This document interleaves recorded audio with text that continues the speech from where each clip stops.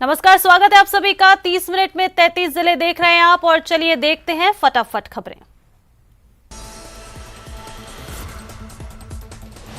प्रदेश में चल रहे सियासी संकट को लेकर सीएम के सलाहकार संयम लोढ़ा ने कहा कि जिस जल्दबाजी में जो माहौल बना है वो इस सब घटनाक्रम के लिए जिम्मेदार है। सीएम खुद एक ही पद पर रहने की बात कह चुके हैं।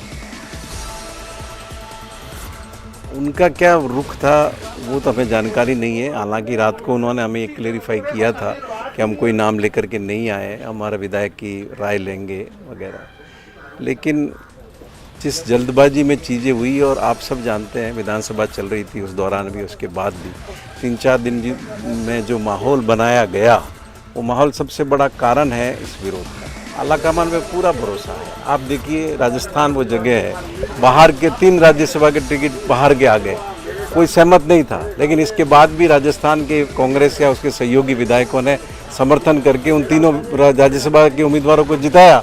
महाराष्ट्र जैसी जगह पर हार गए आप। पूरे देश में राजस्थान सियासत को लेकर जहां चर्चा हो रही है, पूरी कांग्रेस में उठापटक की स्थिति है, तो वहीं इसी सियासी उठापटक के बीच एक तस्वीर इन सबसे इतर भी सामने आई है। सियासत तो चलती रहेगी लेकिन टेंशन के बीच मनोरंजन भी जरूरी है। रामबाग पोलो क्लब में मंत्री विधायक फुर्सत के लम्हों में मनोरंजन करते नजर आ रहे हैं। मंत्री और विधायक पोलो मैच का लुत्फ ले रहे हैं। विधानसभा अध्यक्ष डॉक्टर सीपी जोशी, मंत्री लालचंद कटारिया, मंत्री उदय लाल आंजना, मंत्री राजेंद्र यादव, सीएम सलाहकार संयम लोढ़ा, खेल मंत्री अशोक चांदना सभी पोलो खेल रहे हैं।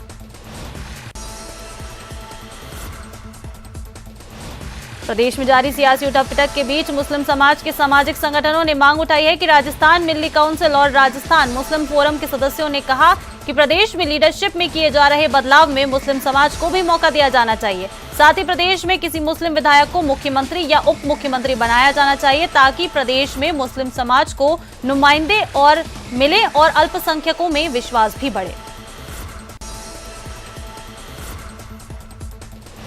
कांग्रेस में जारी सियासी घटनाक्रम को लेकर आम आदमी पार्टी की ओर से एक प्रेस वार्ता का आयोजन किया गया। इसमें पार्टी के प्रदेश प्रभारी विनय मिश्रा ने कहा कि प्रदेश की जनता बाड़ेबंदी और खेमेबंदी से त्रस्त हो चुकी है और अब वो नया विकल्प खोज रही है। राजस्थान एक बहुत क्रूशियल समय से गुजरा और जो राजस्थान में आज हो रहा है, जनता उससे त्रस्त है। हर 4 महीने पे आप सरकार को बाड़ेबंदी में ले जाते हैं, सारे विधायक सारे मंत्री 5 स्टार होटल और रिजॉर्ट्स में चले जाते हैं जहाँ जनता एक और त्रस्त है। आज राजस्थान में क्राइम रेट सबसे ज़्यादा है, महिलाओं पे अत्याचार सबसे ज़्यादा हो रहा है, आज बेरोज़गारी राजस्थान में सबसे ज़्यादा है। जहाँ युवा बेरोज़गार जो है वो रोज़गार मांग रहा है वहाँ लेकिन सरकार सिर्फ और सिर्फ अपने आप को बचाने में लगी हुई है। आज मुख्यमंत्री अशोक गहलोत साहब अपनी कुर्सी बचाने पे लगे हुए हैं, सचिन पायलट जी उसको पाने में लगे हुए हैं। तो ये चूहे बिल्ली का खेल चल रहा है और शह और मात का खेल चल रहा है जिसमें जनता पिस रही है। तो हमारी आज लोगों से यही अपील है कि राजस्थान को एक मजबूत विकल्प दें। राजस्थान में एक ऐसी सरकार है जो मजबूत हो, जो सिर्फ और सिर्फ जनता की बात करे, ना कि सरकार बचाने की। जयपुर में पुलिस ने 4 दिन पहले एक युवक को गोली मारने वाले 2 बदमाशों को गिरफ्तार किया है। गिरफ्तार बदमाशों ने प्रेम प्रसंग को लेकर हुई रंजिश में हत्या के इरादे से फायरिंग की थी, जिसके बाद घायल गौरव रेगर ने हरमाड़ा थाने में रिपोर्ट दर्ज करवाई थी।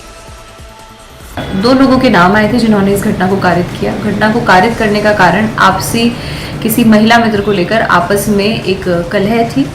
इन दोनों व्यक्तियों को अब गिरफ्तार कर लिया गया है। दोनों व्यक्तियों के पहले के आपराधिक रिकॉर्ड है, जिसमें से एक व्यक्ति जो है उसका ज़्यादा लंबा आपराधिक रिकॉर्ड है, जिसका नाम रवि है और यह 2 साल तिहाड़ जेल में भी रह के आया है।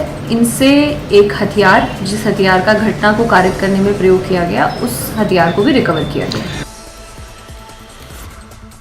और जयपुर में आयोजित शारीरिक शिक्षक भर्ती परीक्षा में मुन्ना भाई पकड़ा गया है। पूछताछ में सामने आया कि आरोपी मोहनलाल 7 लाख रुपए में सौदा तय करके परीक्षा देने के लिए आया था।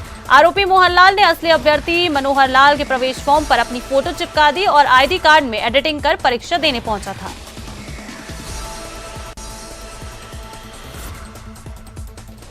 जयपुर में जॉब दिलवाने का झांसा देकर लाखों रुपए की ऑनलाइन ठगी करने वाले 2 ठगों को साइबर अपराध थाना पुलिस ने गिरफ्तार किया है। जयपुर पुलिस ने ठगी गैंग में शामिल नुकुल गुप्ता, कुकई दिल्ली और मंजीत सिंह को रोहतक से पकड़ा है। इससे पहले गैंग के सदस्य गौरव को पुलिस पहले गिरफ्तार कर चुकी है।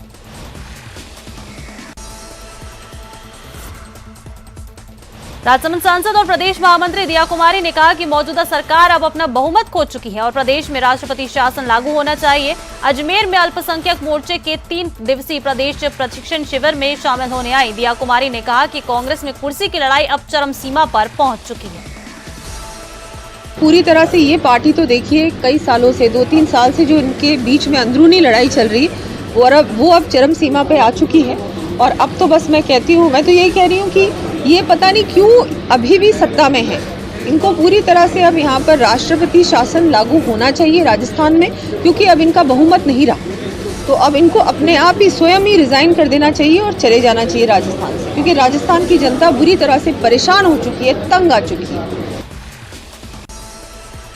अजमेर के मोरना गांव में आपसी विवाद में एक ही परिवार के 2 पक्षों में खूनी संघर्ष का मामला सामने आया है। रास्ते के विवाद को लेकर एक ही परिवार के 2 पक्षों में विवाद हो गया और आपसी विवाद ने खूनी संघर्ष का रूप ले लिया, जिसके चलते एक पक्ष ने दूसरे पक्ष पर ताबड़तोड़ सरिये और लकड़ी से हमला कर महिला सहित 5 लोगों को घायल कर दिया।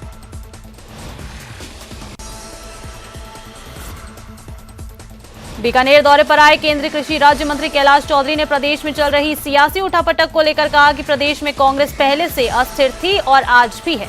कांग्रेस में मुख्यमंत्री पद को लेकर लड़ाई चल रही है। एमएलए अलग अलग गुटों में बंट गए हैं, जिसका असर आने वाले समय में उस वक्त नजर आएगा जब जनता कांग्रेस को प्रदेश से पूरी तरह अस्थिर कर देगी। कांग्रेस राजस्थान में पहले से ही अस्थिर थी और आज भी अस्थिर है। उनका मुख्यमंत्री कौन है और एमएलए कहाँ हैं, एमएलए कौन किसके साथ है, इस लड़ाई के अंदर सबसे ज़्यादा अगर किसी को खामियाजा भुगतना पड़ा तो वो राजस्थान की जनता को भुगतना पड़ा। इसका सबसे ज़्यादा आनंद अगर किसी ने लिया तो कांग्रेस के विधायकों ने लिया, कांग्रेस के मंत्रियों ने लिया। इस प्रदेश को लूटा, इनके कार्यकर्ताओं ने लूटा और भ्रष्टाचार का पूरा जितना ये लूट सके उतना इन्होंने लूटा और जनता ने इसका खामियाजा भुगता। लेकिन अभी इनकी अस्थिर है, ये आगे भी अस्थिर रहेंगे और आने वाले समय में जनता इनको पूर्ण रूप से अस्थिर करके समाप्त करेगी। तो ब्रेक के बाद आप सभी का एक बार फिर से स्वागत है। चलिए देख लेते हैं 30 मिनट 33 जिले की कुछ और खबरें। उदयपुर के अंबा माता थाना क्षेत्र में 4-5 युवकों ने धारदार हथियार से एक युवक की हत्या कर दी। आपसी रंजिश के चलते इस वारदात को अंजाम दिया गया है। पुलिस ने मृतक का शव एमबी हॉस्पिटल की मोर्चरी में रखवाया। कोटा में 10वीं की छात्रा से गैंगरेप के मामले में पुलिस ने एक्शन लेते हुए रामगंज थाना मंडी के एएसआई रौनक अली को सस्पेंड किया है। इसके साथ ही मामले की जांच के लिए एडिशनल एसपी के नेतृत्व में एसआईटी का गठन भी किया गया।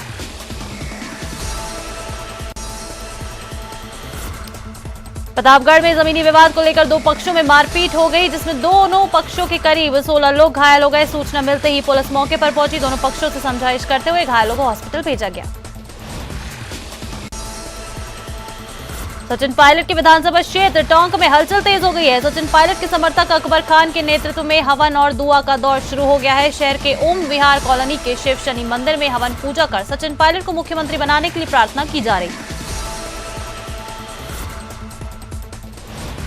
देखिए, इस टाइम पे इस राजस्थान को मुख्यमंत्री के रूप में माननीय सचिन पायलट जी, जो टोंक विधायक भी हैं, उनको मुख्यमंत्री बनने के लिए आज हमने टोंक की जनता के साथ, पूरी जनता के लोगों ने NH 12 के निकट ओम विहार कॉलोनी के यहाँ पर उनके लिए आयते करीमा और जो है हवन करके दुआ मांगी है, प्रार्थना की है लोगों ने कि ये ऊपर वाले कैसे भी करके सोनिया जी के दिल में इस तरीके से रहम पैदा कर कि राजस्थान का मुख्यमंत्री सचिन पायलट जी को बना दे।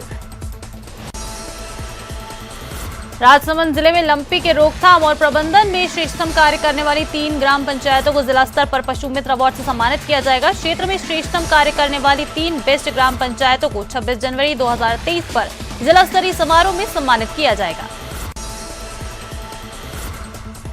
राजसमंद जिले के नाथद्वारा में 4 दिवसीय प्राथमिक प्रशिक्षण बालिका शिविर संपन्न हो गया। शिविर के समापन समारोह में सांसद दिया कुमारी ने शिरकत की और बालिकाओं का हौसला बढ़ाया। दिया कुमारी ने कहा कि नारी जाति का त्याग और संस्कृति की रक्षा में बहुत बड़ी भूमिका है। बालिकाओं का शिविर यहाँ पर नाथद्वारा में रखा गया है, जिसमें कि संस्कार, हमारे पूरी भारतीय संस्कृति के बारे में, हमारे राजस्थान की संस्कृति के बारे में और हमारे गौरवशाली इतिहास के बारे में और बहुत सारी चीज़ों के बारे में इनको प्रशिक्षण दिया गया है और बहुत ही अच्छा शिविर हुआ। बहुत अच्छी संख्या में सभी बालिकाओं ने इसमें भाग भी लिया। भरतपुर जिले में परिवहन विभाग और पुलिस की लापरवाही के कारण डगेमार वाहन धड़ल्ले से सड़कों पर दौड़ रहे हैं, लेकिन परिवहन विभाग और पुलिस कोई भी कार्रवाई नहीं कर पा रहा। सीकर जिले के अजीतगढ़ थाना क्षेत्र में भीषण सड़क हादसे में 2 की मौत हो गई। दरअसल सरकारी बस ने बाइक को टक्कर मार दी और बाइक सवार दादा पोते की मौके पर ही मौत हो गई। पुलिस ने बस को जब्त कर लिया है और चालक मौके से फरार है। अलवर भाजपा महिला मोर्चा की राष्ट्रीय उपाध्यक्ष पूजा कपिल मिश्रा बीजेपी नेता चारुल अग्रवाल से मिलने उनके निवास शालीमार पहुंची। इस दौरान राष्ट्रीय उपाध्यक्ष ने चारुल अग्रवाल को सुरक्षा को लेकर आश्वस्त किया और कहा कि बीजेपी का हर कार्यकर्ता उनके साथ खड़ा है।